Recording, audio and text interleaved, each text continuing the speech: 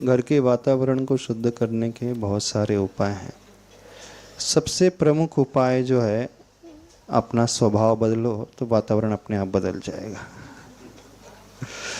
अपने नेचर को बदल दो, अपनी कषाय को कम कर दो, केयरिंग नेचर लेकर के आ जाओ, दूसरों को इम्पोर्टेंस देना सीखो, दूसरे के स्वभाव को समझने की उसकी कोशिश करो, दूसरा क्या चाहता है, उसकी क्षमता कितनी है, उसके अनुसार।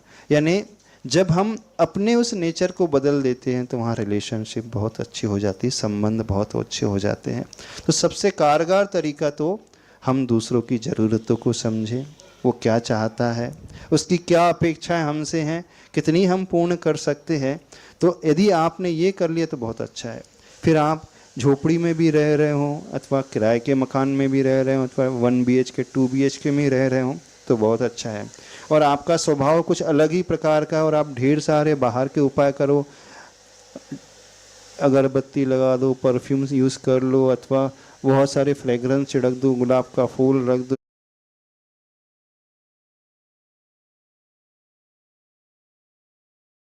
तो ये रख दो, वो सेकेंडरी होते हैं। पहला तो कार्य अपने उस स्वभाव को। दूसरा कार्य, अब जहाँ आप रह रहे हो तो वहाँ ये बात अवश्य ध्यान रखें कि नेगेटिव एनर्जी ना हो।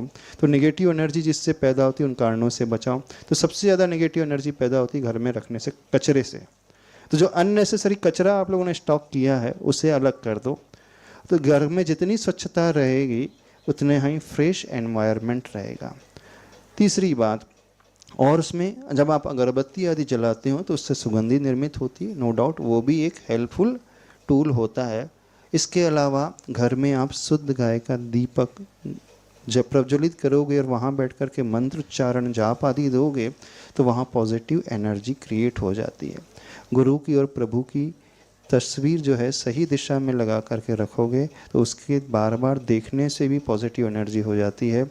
बीजाक्षर का प्रयोग यानी ओम की आकृति अथवा स्वास्तिक को बना करके घर में कहीं लगाओगे तो वही पॉजिटिव एनर्जी को जनरेट करने वाला होता है।